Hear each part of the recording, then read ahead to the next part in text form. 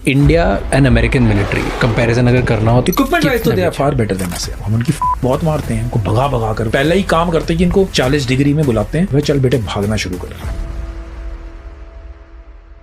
Hello week क्या होता है? बेसिकली आपको सोने नहीं देंगे एक हफ्ते के लिए। They will give you a start point 100 kilometre या माउंटेन्स में कहीं पर छोड़ देंगे। If you get caught you will fail and you will be treated like a prisoner. आई होगी आपकी। अपने बड्डी के साथ खाना खा रहे हो, एक ढोक से में रहते हो, आप अगले दिन ऑपरेशन में जाओगे, he is dead. Glass eating ritual क्या होता है? If you are having a drink, so they basically crush the side of the glass with your teeth and you eat it. Top 3 guns और weapons. मेरी favourite जो weapons हैं, Heckler & Koch 416, second में M4 also a good weapon, third is AK-47. बहुत लोगों को ऐसा लगता है दैट इंडिया चाइना से डरता है। Nobody is afraid of China. हम तो इंडिया हैं। It is not easy to defeat us. चाहे चाइना हो चाहे कोई भी देश हो। जो नॉर्मल आर्मी है वो आपको उस नजर से देखती है कि ये लोग है ना, यानी ये काम हो जाएगा। ऑर्गेनाइजेशन ने हमारे इधर गोलियां चलाई एंड यहाँ पे 3-4 सिविलियंस की डेथ हो गई। फिर वहाँ रिवेंज के हिसाब से की भी होगी। हमारी कंट्री में नॉर्मल सिविलियंस का ब्लड शेड होता है। We take revenge anywhere we have to go. Blood loss is revenged with blood only. अगर वो हमारे 2 मारते हैं तो हम 4 मारते हैं। मिलिटेंट्स को बहुत सारे लोकल्स उनको सपोर्ट करते हैं और बचा भी लेते हैं। वाई?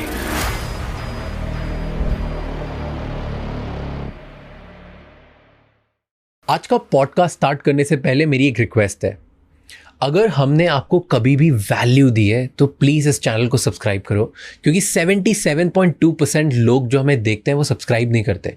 अगर आप सब्सक्राइब करोगे तो मैं ये प्रॉमिस करता हूँ कि मैं इस चैनल पे इससे भी कई ज़्यादा मेहनत करके और बड़े गेस्ट लाऊंगा और आपको बेटर वैल्यू प्रोवाइड करता रहूँगा। But before you do that, Raj Shamani clips and Raj Shamani shorts को जाके सब्सक्राइब कर लो, क्योंकि इस बड़े एपिसोड की छोटी छोटी क्लिप्स कम समय में आपको बेहतर लीडर बनाने में हेल्प करती है। वो क्लिप्स हम वहाँ डालते हैं। एंड इस पूरे एपिसोड का ऑडियो एक्सपीरियंस स्पॉटिफाई पे अवेलेबल है, जहाँ पे आप हमें फॉलो कर सकते हैं। Enjoy the show.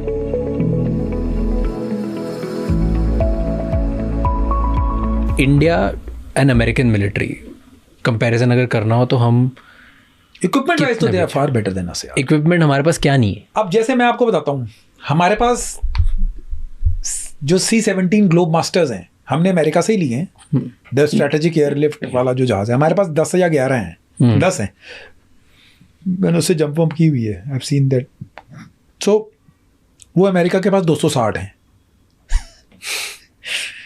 यूके के पास 6 हैं।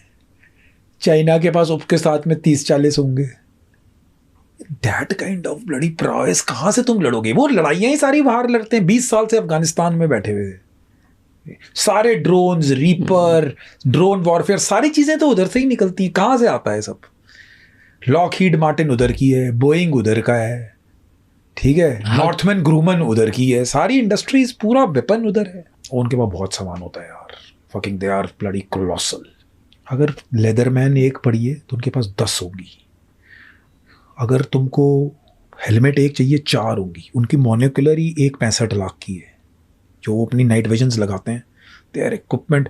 उनकी आर्मरी जो है ना, द ग्रीन टीम जो उनकी सील टीम 6 की है, वो अगर आपका इतना बड़ा वेपन है और आपको लगता है इसको छोटा करना है, जैसे हेकलर एंड कोच का 416 वेपन है, वो इतना लंबा है, आपको रूम इंटरवेंशन के लिए वो हमारी तरह अलग अलग वेपन नहीं यूज़ करते। वो लॉन्ग डिस्टेंस के लिए भी हेकलर एंड कोच यूज़ कर रहे हैं and they are using Heckler and Koch for room intervention. उसका बैरल ही काट दिया। अंदर राइफलिंग और वो सब कुछ चेंज हो गया है।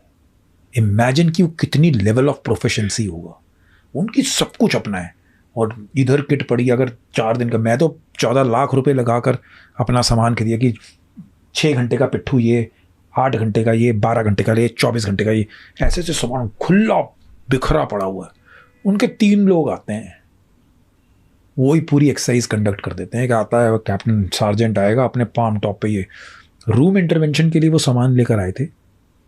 1000 सिनेरियोज वो C-130 में रखकर अपने, आज हम होटल रूम करेंगे, आज हम ट्रेन करेंगे, आज हम एयरक्राफ्ट करेंगे, उसी के अंदर पैनल्स लगाते रहेंगे, बदलते रहेंगे। वो they are fucking good man. Equipment तो it's jaw dropping equipment. Professional army भी है वो। ऐसा नहीं है कि वो चॉकलेट वॉकलेट, हम उनकी फक बहुत मारते हैं, उनको भगा भगा कर, जो इतने मोटे मोटे हो रहे हैं उनकी जीभ निकाल देते हैं। हम पहले ही काम करते हैं कि इनको 40 डिग्री में बुलाते हैं, वह चल बेटे भागना शुरू कर। तो we fuck them in bloody royally, they are bloody like hell. उनको रम बहुत पसंद है। वो अपनी जैक डैनियल्स देकर जाएंगे हमसे, रम लेके जाएंगे, Old Monk and but they are a bloody professional army.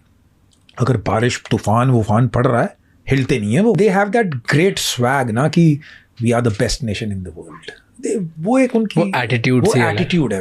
वो उनको मालूम है, वो किसी की बेइज्जती नहीं करते हैं, बट वो हमको ऐसे प्यार से बोल देंगे कि you need to catch up. वो हमको वो प्री वियतनाम एरा वाली आर्मी समझते हैं अभी भी, बिकॉज देयर अब जैसे टैक्टिक्स भी है. एक डक ड्रॉप होता है. क्या होता है? Duck drop is basically navy seals and high seas में ना आपकी बोट को ड्रॉप करते हैं, then people jump and use that dinghy and bloody take it away. MARCOS train करते होंगे उसमें, ठीक है. वो जब डिंजी आएगी तो वो चिनूक जो हेप्टर है उसको ऐसे रखेंगे और वो हाई सीज में उसके अंदर चलती में ही घुसा देंगे. वो उन्होंने 95 में कर दिया था. इंडियन नेवी ने 2018 में किया है वैलिडेट उसको हाई सीज में. अभी भी पूरी तरह नहीं हुआ. कौन सी स्पेशल फोर्स सबसे ज़्यादा स्ट्रांग है? यू टॉक्ड अबाउट, क्योंकि अभी आप ट्रेनिंग पे गए थे तो वहाँ पे स्ट्रांग ब्रिटेन आर्मी के थे, अमेरिकन के थे, रोमेनियन थे, इटालियन थी. कौन सी special force you feel if you have to rank top 3 special force in terms of operations? First is SAS. SAS is Special Air Service, UK. They are the pioneers, man. American से भी तेज. SAS and SBS, Special Boat Service and Special Air Service, both of UK. वो ज़्यादा बोलते नहीं है, but their operations are too good. Second में you can call SEAL Team 6 और Delta Force. That is American के. And third में तो यानी कि third, now Germans, GSG 9s and all are also good. They Spetsnaz are also good, यार. Spetsnaz are Russian. Yeah. These सबसे dangerous और खूंखार कौन है इनमें से? यही तीनों.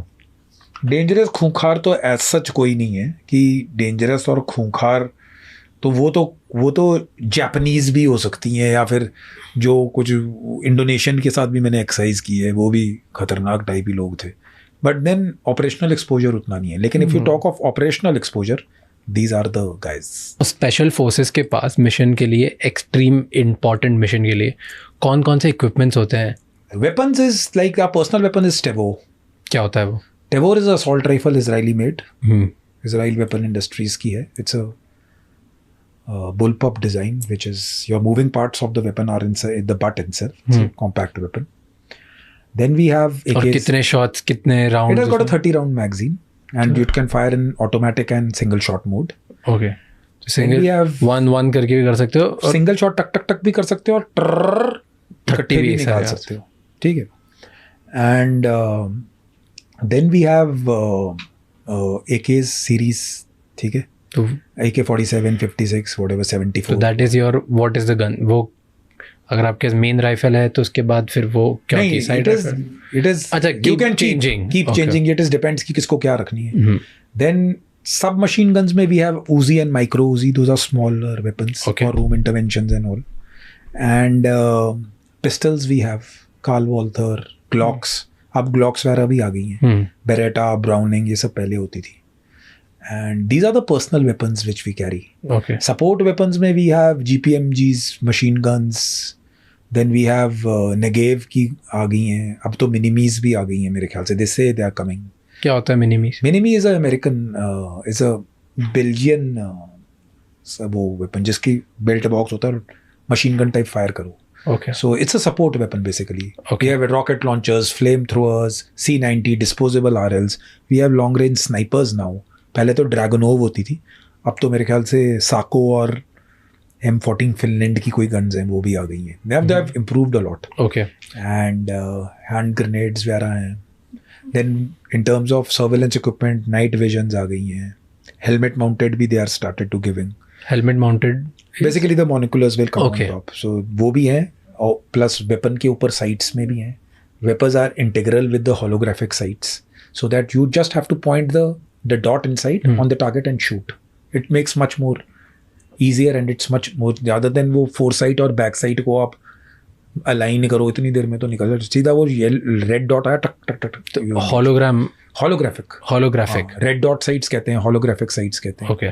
उसके बाद आपके पास night visions हैं. Night vision is कितना भी pitch dark हो you can see it. How far? Depends. If you are sitting in a clear position of 50, 60, 70 meters, you can see. अगर जंगल में हो तो फिर तो obviously it is ambient light.